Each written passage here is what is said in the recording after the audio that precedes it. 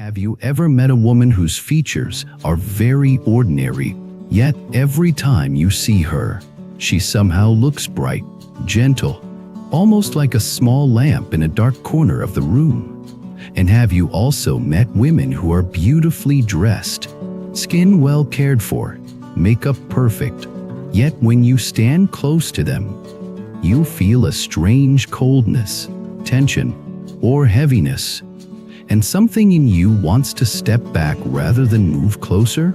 Welcome back to the channel, my friend. I am really glad you are here. Today, we are going to talk about something that sounds superficial on the surface, but is actually deeply connected with karma, inner work, and destiny. Why people say the face is the mirror of the heart, and what it really means when we say a woman's blessing is written in her eyes, her expression, and the energy around her. We are not talking about judging women by looks or reducing anyone's value to their appearance. That is not our purpose here at all. What we are exploring is the quiet truth that as the years go by, our repeated emotions, our habits, our choices, our attitude toward life and toward others, all slowly carve themselves into our expression. Parents may give us the basic structure of our face, but the softness or hardness of our gaze, the warmth or coldness of our smile, the openness or tightness of our aura, those are written day by how we live. In this conversation, we will move through stories instead of theories. You will meet women whose faces became gentler and more luminous as they learned gratitude and compassion. You will see women whose features grew sharp, stiff, or tired as they carried resentment in comparison for too long. You will sit beside a woman who once believed she was plain and unlucky, and who slowly discovered that real beauty and real blessing come from an awakened mind and a kind heart, not from a perfect nose or expensive cream. Along the way, we will keep touching a few core questions. What does it mean when people say appearance follows the heart? How do inner states like anger, envy, contentment, and kindness slowly show up in our expression over years? Can someone who has been through a lot of pain and already carries a tired face still change her fate and soften her whole presence through inner practice? And most importantly, how can you, as a woman or as someone who loves women, begin to cultivate the kind of face that is full of peace, wisdom, and blessing, no matter what age you are, wherever you are listening from right now? Maybe getting ready for bed, maybe on a bus, maybe washing dishes. Let this be a calm, honest talk between friends. You do not need to agree with every sentence. Just listen and notice where your own heart nods or feels something stir. Let us begin with a simple idea: the face as a report card of the heart. Imagine a woman named Laura. When Laura was in her 20s, people often commented on her looks. "You have such good features," they said. "Big eyes, smooth skin, a sharp chin. You will only get prettier as you grow older." She believed it. She was used to attention. She knew how to pose, how to choose angles and filters, how to dress in ways that made people look twice. On social media, her photos were always bright. In real life, however, her inner world was not so bright. She carried a lot of comparison. When she entered a room, her eyes automatically scanned for other women and started ranking them. Her figure is better than mine. My skin is better than hers. Her clothes are more expensive. My face is more delicate. She also carried a lot of suspicion. Compliments felt fake. Friendships felt unreliable. If someone did well at work, she secretly thought they must have used connections, or they are just lucky. If someone made a mistake, she felt relieved and superior. When she looked in the mirror, her face was beautiful in a narrow sense. but her eyes often held a faint, restless tension. As time passed, life did what life always does. It brought challenges. A relationship that looked perfect from the outside broke her heart. A job that seemed stable suddenly disappeared. Friends she thought would always be there drifted away. The more frustrated she felt, the sharper her inner commentary became. Life is unfair. People are fake. You cannot trust anyone. I have to protect myself. On the surface, she still took care of her skin, still wore fashionable clothes, still knew how to smile for photos. But if you met her in person, you would feel something different. Her smile rarely reached her eyes. Her brows were often slightly drawn together, as if she was constantly unhappy with something. Her jaw was tight. Her aura said, "Do not come too close." Even when her words were polite. One afternoon, she met an old classmate she had not seen in years. This classmate, Mia, had never been considered especially pretty when they were students. Her features were average, her height unremarkable, her style simple. Back then, Laura barely noticed her. Now, years later, as they sat across from each other in a small cafe, something shocked Laura. Mia's face was softer than before. There were a few tiny lines at the corners of her eyes, but they looked like the marks of frequent smiling rather than the scars of bitterness. Her gaze was steady and warm. When she listened, she really listened. There was no feeling of being silently judged or measured. Her clothes were not expensive, but she looked comfortable in her own skin. There was a calmness about her that felt beautiful. As they talked, Laura could not help thinking, how did she become like this? She used to be so ordinary. Now she looks blessed. Later that night, Laura stood in front of her bathroom mirror and really examined her own face. Not from the angle of, is my nose high enough? Or is my chin sharp enough? But from the angle of, what is the feeling of this face? For the first time, she noticed a tightness around her eyes, a small hardness at the corners of her mouth, a kind of heaviness above her brows. Her features were still attractive, but there was little softness in them. Suddenly, a thought pierced through her vanity like a needle. What if my life has written more on my face than my makeup can hide? This is the uncomfortable truth many of us sense but try not to look at closely. Our faces, especially as we move into our 30s, 40s, and 50s, are not only shaped by our parents' genes. They are shaped by how often we frown, how often we smile, how long we cling to grudges, how quickly we forgive, how much we worry, how deeply we relax, how sincerely we wish others well, and how often we secretly want them to fall.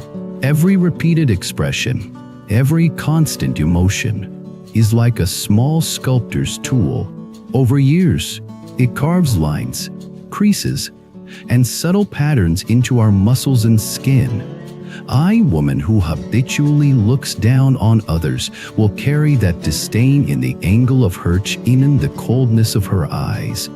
A woman who often thinks, I am not good enough, I am not lovable, will carry that insecurity in her hesitance, mild inward minus collapsing shoulders. A woman who learns to accept herself, to appreciate others, and to trust life little by little will carry that in a more open gaze and a more relaxed mouth. This is what people mean when they say, appearance follows the heart, or the outer reflects the inner. Now, it would be cruel and shallow to simply say, if your face looks tired, it is because you are a bad person. That is not our point. Life is hard. Many women carry heavy burdens: family, work, aging parents, children, financial pressure, emotional pain. Of course, their faces showed traces of that. That is natural. The deeper question is not, do you have lines or not? The deeper question is, what kind of story do those lines tell? Are they the story of constant resentment, or of learned acceptance, of clinging to every wound, or of slowly turning wounds into wisdom? To understand this better, let us enter a warm kitchen where a woman named Grace is cooking dinner.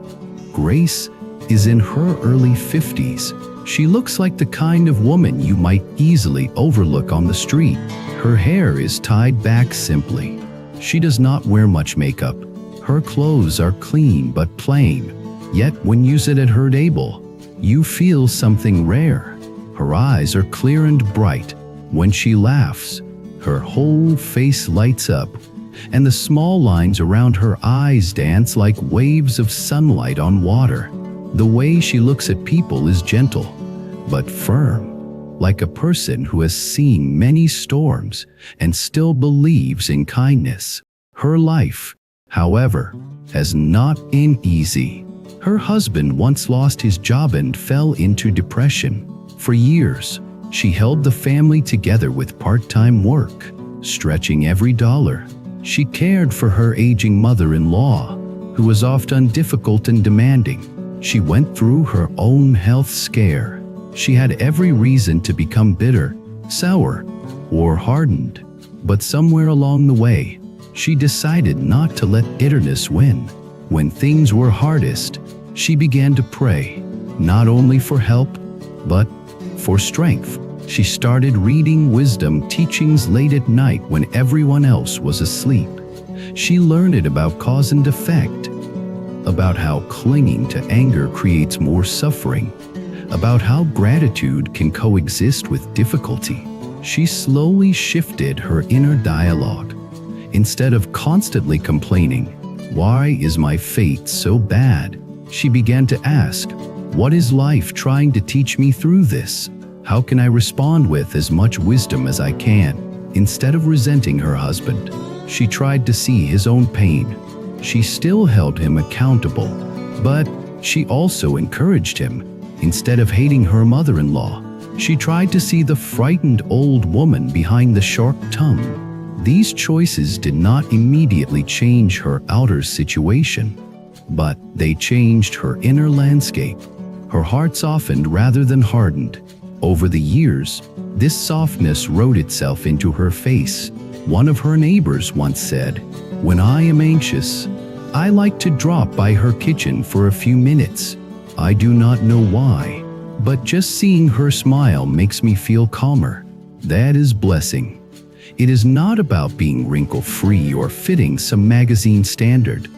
It is about having a presence that comforts, uplifts, and relaxes others. That presence is the fruit of inner practice: gratitude, patience, compassion, and awareness. So in our first story, we saw beauty without blessing begin to feel empty. In our second story, we saw blessing without conventional beauty become something luminous. Let us now look at another angle: the eyes. There is a saying that the eyes are windows of the soul. That is not just a romantic phrase. Think about how much you can tell from someone's gaze. Have you ever seen eyes that look bright when they talk about themselves but turn dull when others speak?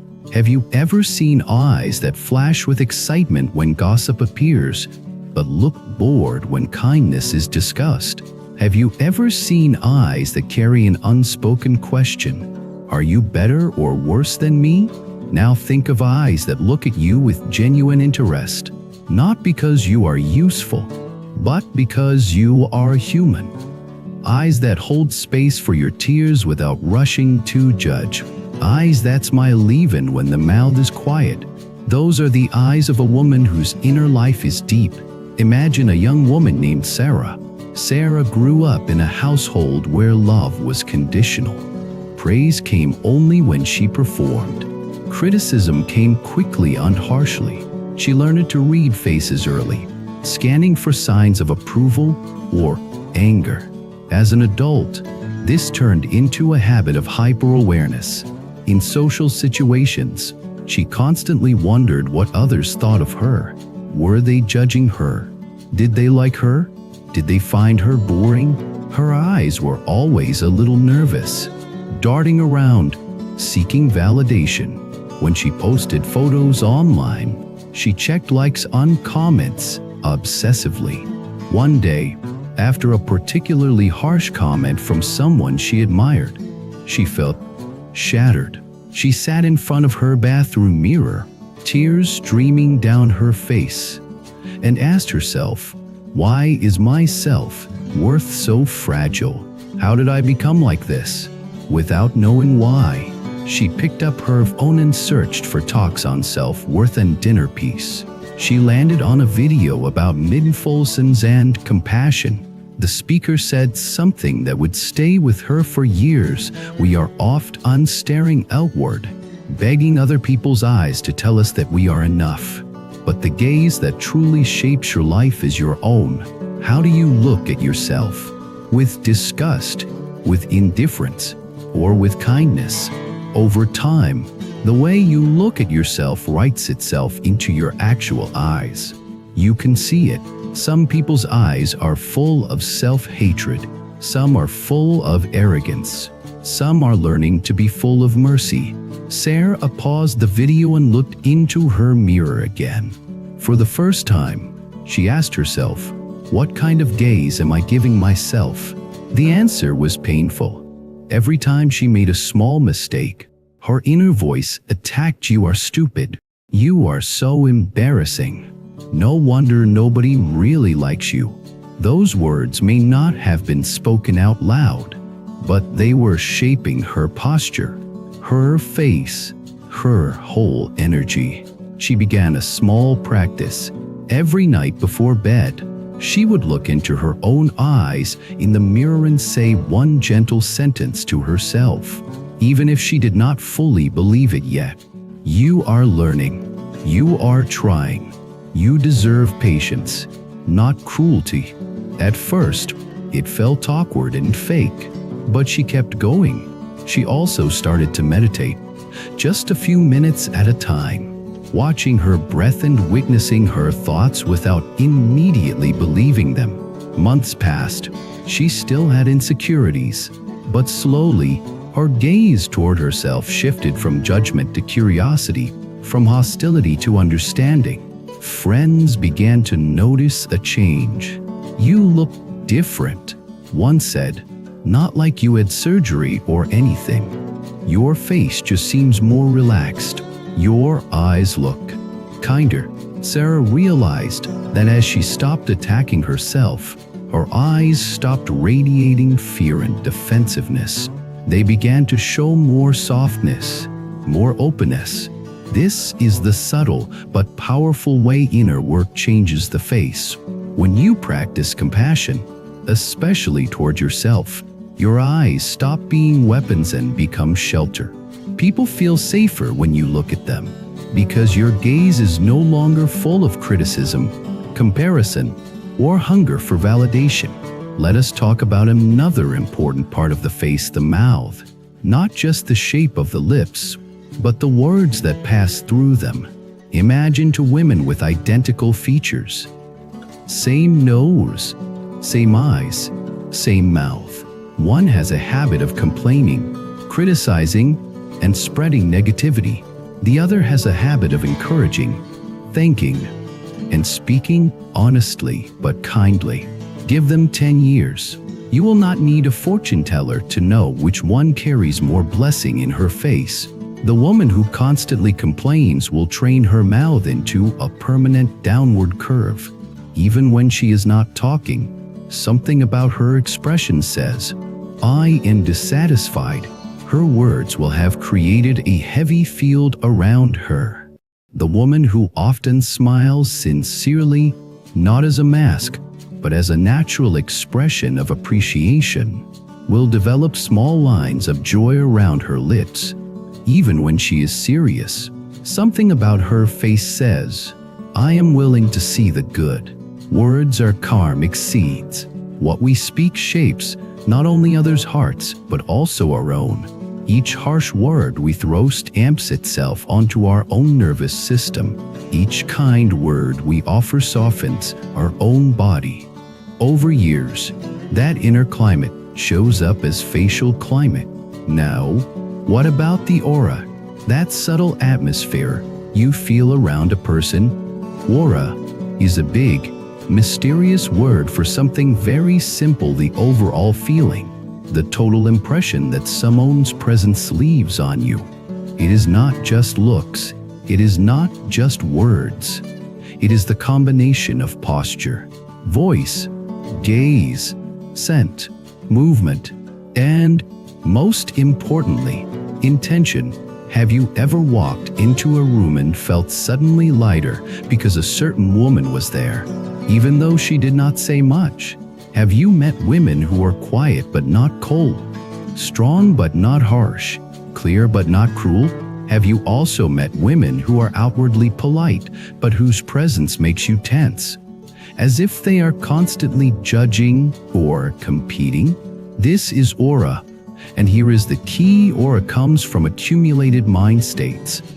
A woman who spends years practicing gratitude, forgiving, helping where she can, and reflecting on her actions will naturally carry a different aura from a woman who spends years resenting, blaming, and chasing status at any cost.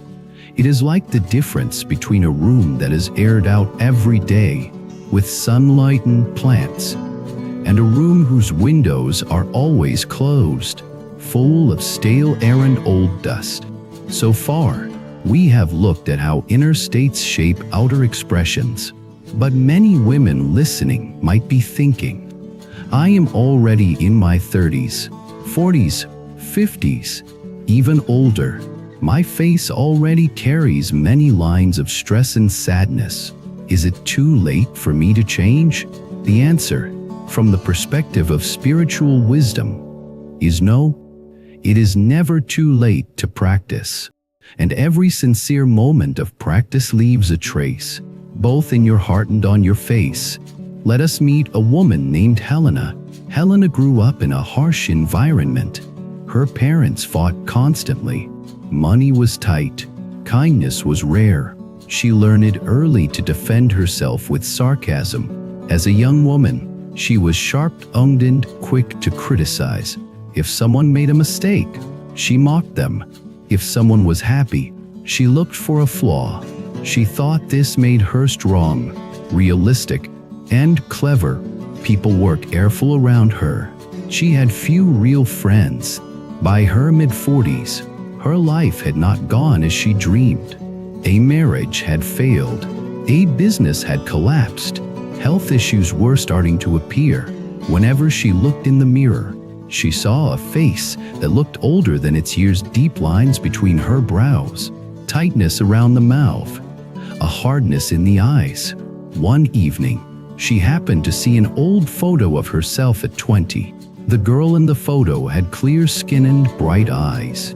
Even though her life back then had also been difficult, Helena stared at the two faces side by side and asked herself a question she had never dared to ask: what did I do to myself?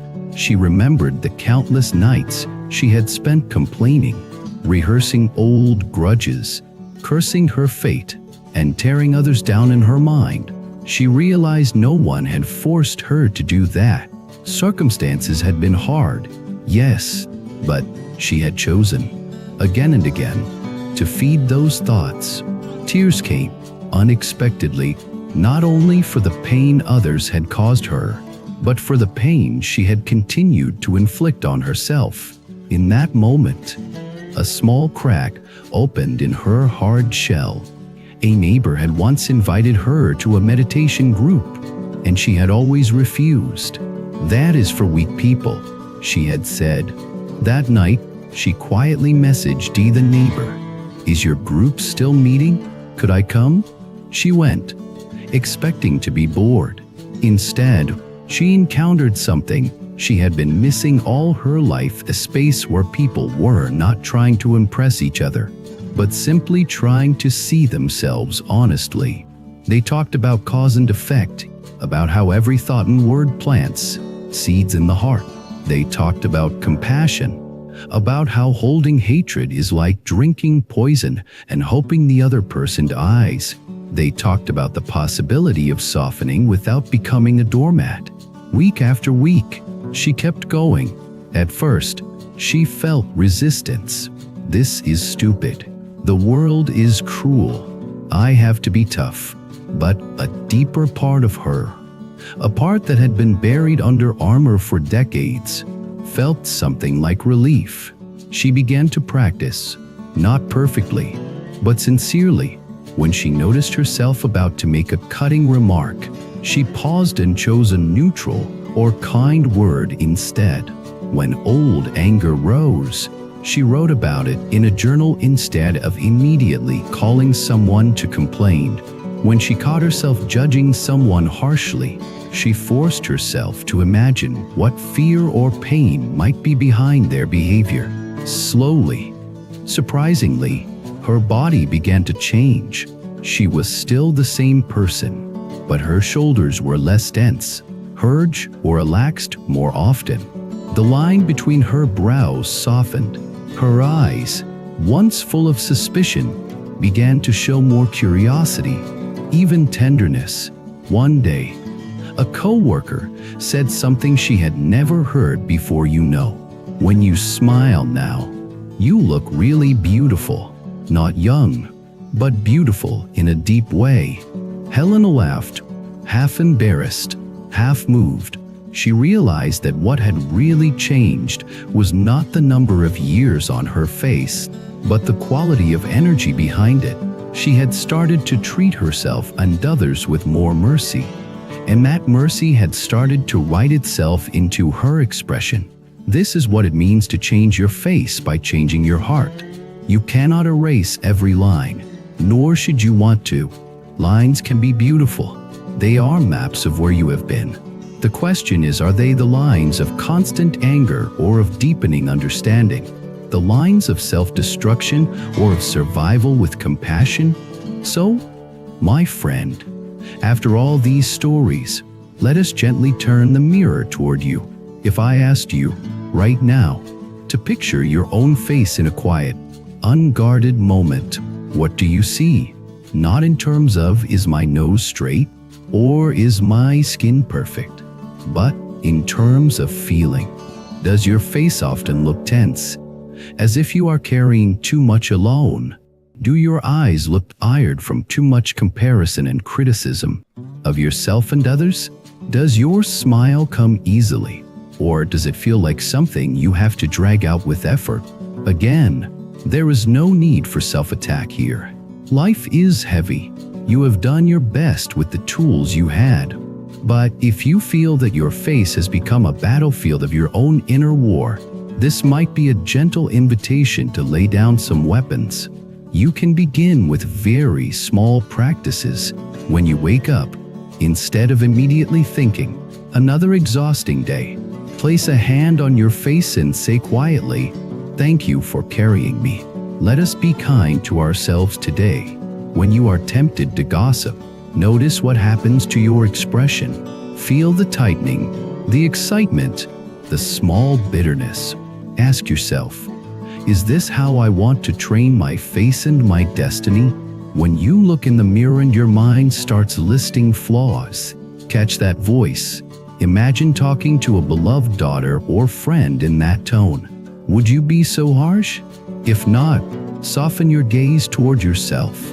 When someone annoys you, instead of immediately storing their face in your enemy's folder and rehearsing the story all day, try to let the emotion rise and fall without clinging.